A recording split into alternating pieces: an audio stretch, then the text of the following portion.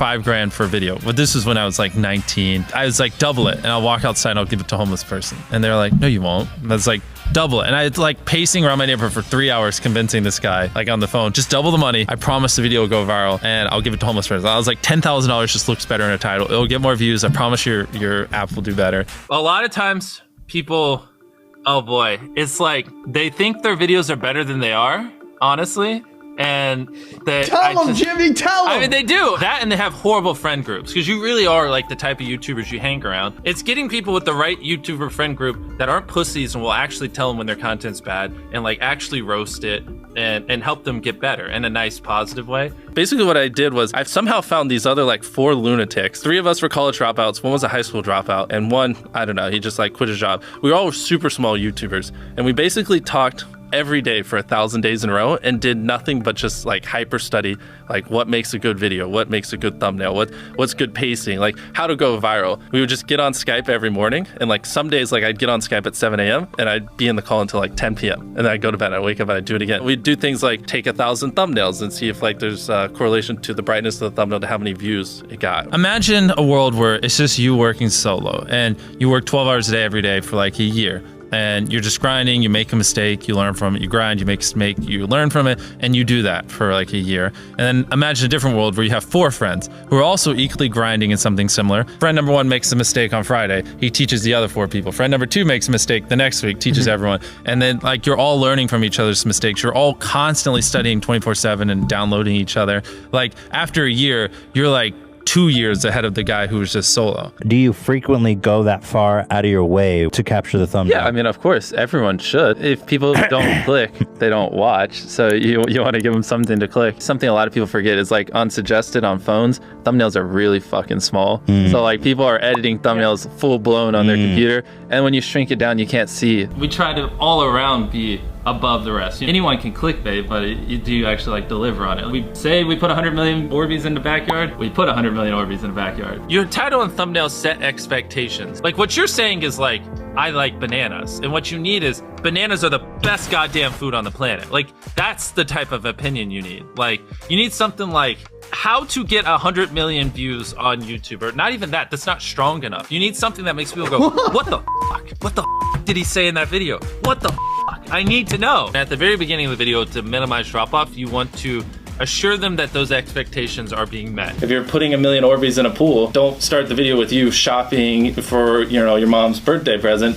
At the beginning of the video, just say, this is 100 million Orbeez. We're gonna fill this pool and this entire backyard with them. Match the expectations, and then you want to exceed them. So you want to assure people that what they clicked on is what they're getting, and then blow their mind and be like, but you're also getting even more. Anytime you say the word algorithm, just replace it with audience. The algorithm didn't like that video? No, the audience didn't like that video. If I wasn't retaining a viewer, just would it make sense for you to promote it? Why would you promote a 10-minute video that people watch on average a minute and a half? I mean, every video, even the stupid ones, I learned something, you know, and that's something I try to make a very big point of, is like, no matter how bad we mess up, like we sometimes have videos that have horrible retention. It's just like, as long as you learn from it, it's not the end of the world. Every YouTuber says it. It's like, no one will ever be able to replicate my style. I gotta edit it. But newsflash, someone can. It's actually not as difficult as you think. It was good that I got a really strong foundation on how YouTube works and how the style of videos I wanted and everything before I scaled up the team, if that makes any sense. I just want to make sure that's clear, because I've seen people try to build the team without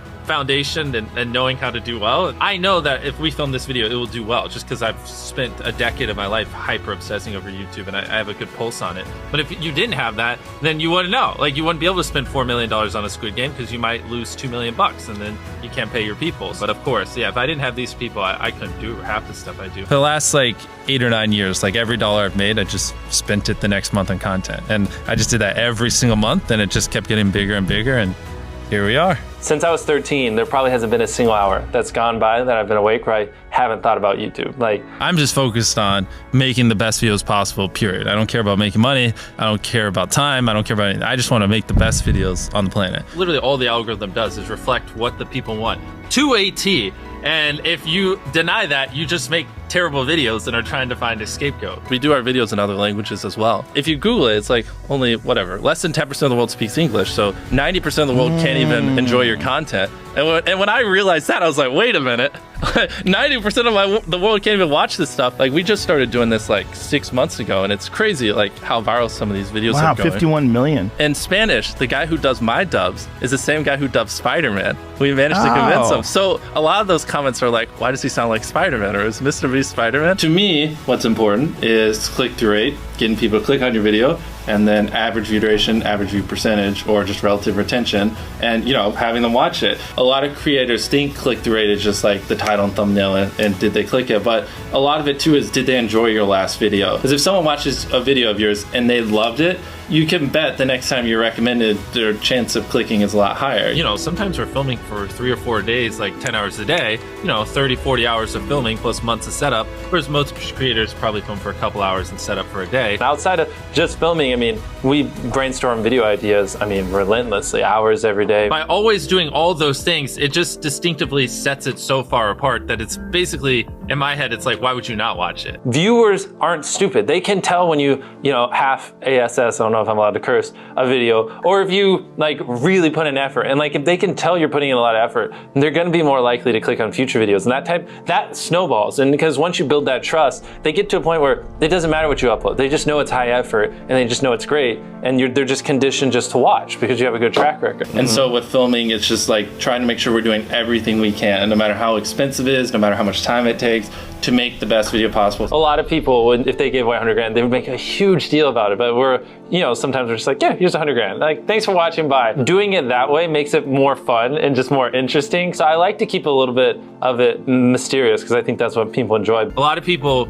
aren't willing to put in 10 hours days because they don't like what they're doing. So it's finding what they enjoy, because it is like a long grind. You're doing the for years, not months. So if you don't enjoy it, then you're gonna burn out. I just had the blessing of finding what I loved at a young age. So because to get to this level, it takes, a decade. Most people don't find what they love till their young 20s. So they'd be where I'm at in their 30s. Yeah. I just lucked out and found it when I was really young. Living your life chasing a nicer car and a bigger and bigger box to live in is kind of like a dumb way to go about life. I actually, funny enough, I lived in a super below average home.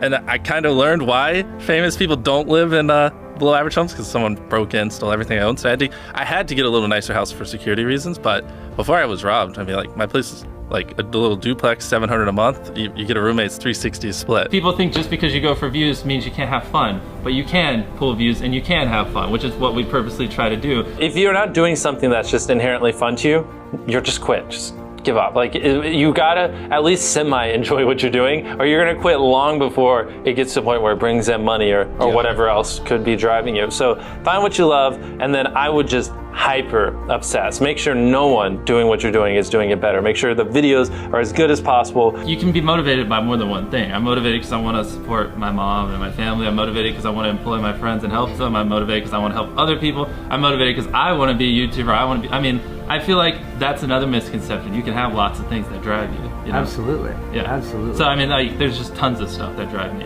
And everything drives me to wanting to be a YouTuber, so I kind of obsess over it. For the people that are willing to be coachable, I would say just education. There is a lot of misinformation out there that people live and breathe by, the weirdest stuff. I gotta upload at midnight on Wednesdays or my videos don't do well. It's just dumb stuff like that just, they don't realize how badly they're handicapping themselves. Some minor tips I could give is if somehow you could have a payoff at the end, then more people are gonna watch to the end just to see what happened. Whichever one of these 456 people survives the longest wins 456 grand.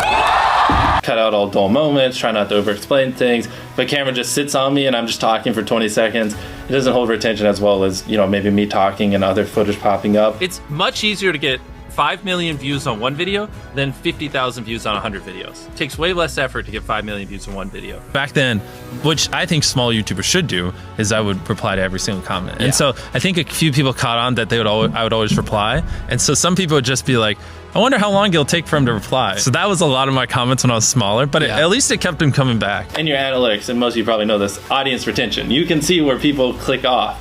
Just literally go through your last 50 videos, write down where everyone clicked off, and then just don't do those